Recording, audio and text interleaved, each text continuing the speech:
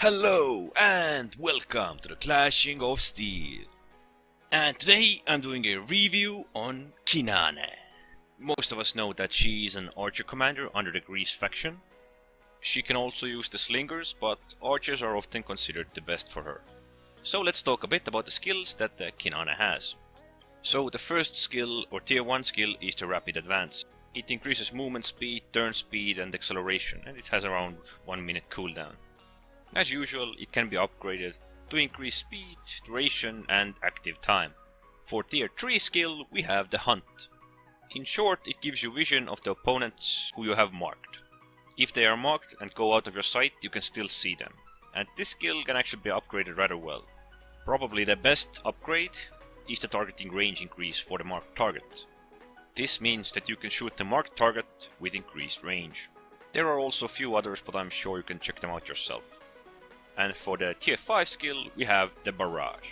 This skill decreases the reload time of archer units, only archer units, by 80%. And at the same time reducing archers' armor penetration by 50%. Although the upgrades increase its armor penetration and reduce its cooldown, its active time is only 3 seconds and is best used in right situations. Otherwise it has 2-minute cooldown. Okay, so let's head over to some gameplay. It actually isn't that simple to play archers, especially if you play alone. You never know if somebody's going to defend you, or you will be destroyed by the opponent's cavalry. Best case scenario, you are defended by spears or pikes. And I have pikemen here. So I'm shooting the Germanicus forces over the Hadrian's wall. It is a mystery to me that he doesn't use the Studo. He's almost stacking his units in. Most often the best units for archers are stacked. Someone who are just inside one another so that all arrows can hit the targets. Right now you're gonna see me mess up a bit. I was thinking that he isn't going to use the Studo, so I used the Barrage. But right at that moment when I fired it, he used the Studo. It was clever because he baited it out from me. You don't see many players who will try and do it. But here it happened, so it's a perfect example. To avoid it I could have actually used a single unit's Barrage instead of the all 3. But I was thinking he's naive and well, that was my downfall, I guess. What you don't want to do with archers is to shoot engaged opponents. The damage or the friendly fire will be huge. Here you can see me doing it because pikemen can hold the opponents at bay. There is a bit of distance between them, and between that distance is often where the arrows can land. But when you see spearmen or swordsmen engaging, it is not a wise decision to do friendly fire. There are some situations where you should probably do friendly fire, but most situations where your troops are engaged and they can actually take on the opponents, there is no point for you to do friendly fire. It won't be good for your score. Another thing you can actually do is spread out your archers. I will try to do it every now and then, but in the end if you're focusing the same target with all 3, they will usually narrow into each other and still be stacked. You don't always have to choose a single target for your archers to attack. You can actually spread them out on different targets. But usually focusing down one target who can't dodge the arrows or block the arrows is the best choice because you will weaken them enough for when they engage they are rather remnants or significantly weakened for others to finish off. As you can see here, awareness is another big part of the archer's gameplay.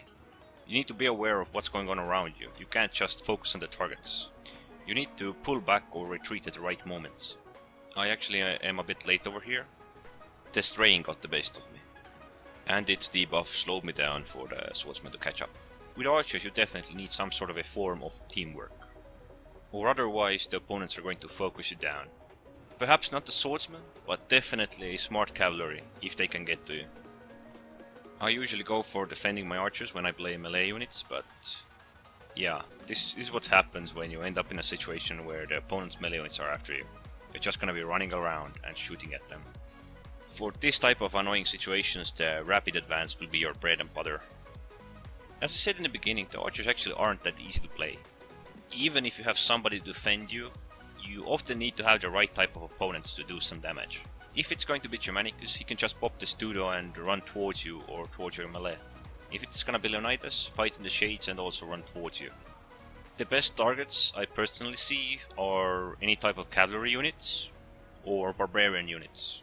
Basically any commander who can't use like the Studo or fight in the shades or some form of heavy arrow block. I personally like to target Folksmen because they don't have any arrow block. It is often the best idea to click on opponent's units to see what type of opponent's commander you are dealing with. That way you can see if there are several opponents advancing towards you. If one of them is Germanicus, other is Leonidas, you might just give them a soft poke so that they would activate their Testudo and fight in the shades.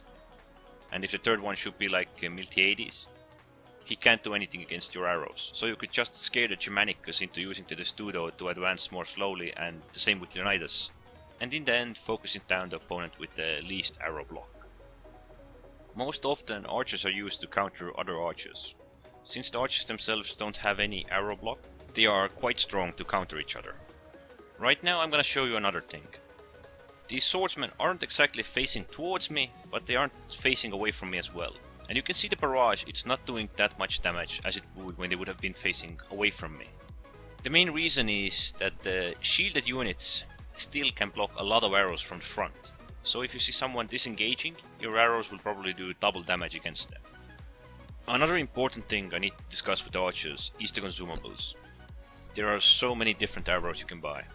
I usually prefer to outrange my opponents, but some armor piercing or attack damage arrows can also be rather good against most targets.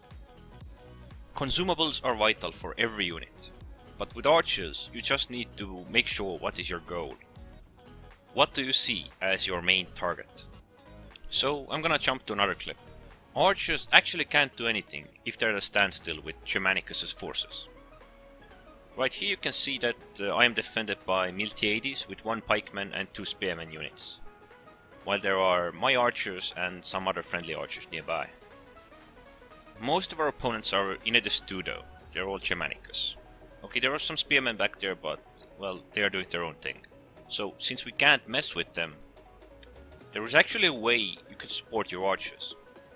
If these pikemen up here in the front would spread a bit more out and go closer, the best case scenario, the opponents would try to engage them. The worst case, they would disengage and turn their back towards us, meaning that we can shoot them in the back while they are retreating.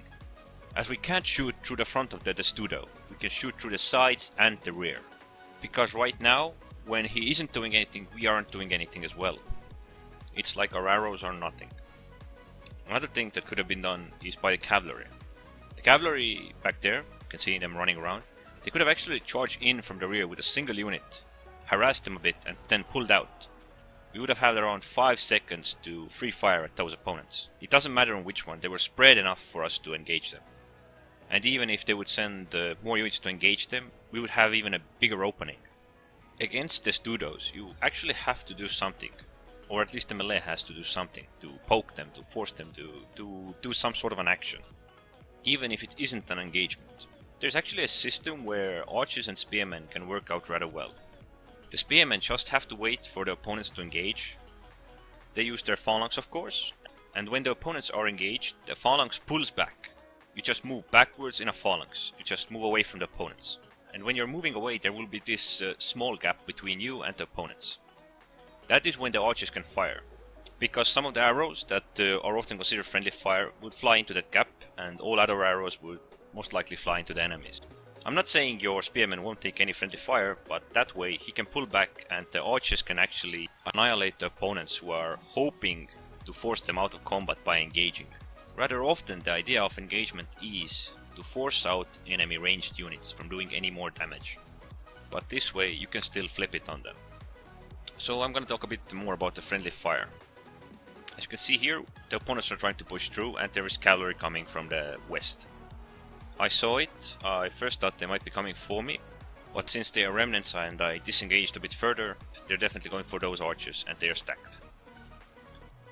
Now, personally I think they are pretty much done for. So, I'm sending all in to do friendly fire. I'm focusing down the cavalry. I can manage against swordsmen, but I can't manage against cavalry. Cavalry can just outrun me, he can outfight me. Usually when you do something like this, there are a bunch of players who are gonna whine about it or start pinging on you or something like that. Well, in these situations, you must evaluate what's going on and you must take the best course of action. For a brief moment there, I actually thought that those swordsmen were going for the archers and the cavalry, but no. And for the end, a little bit about the slingers as well. Compared to archers, the slingers can't use Cynane's barrage ability. They can use the rapid advance and the hunt. The main difference from the slingers and the archers is that the slingers have a bit more range, around 10 to 20% more range than the archers. Slingers also can't do a lot of damage to armored targets, although they can destroy unarmored targets like archers. And probably the biggest problem with the slingers is that they can't shoot over obstacles. They need a clear line of view to the target.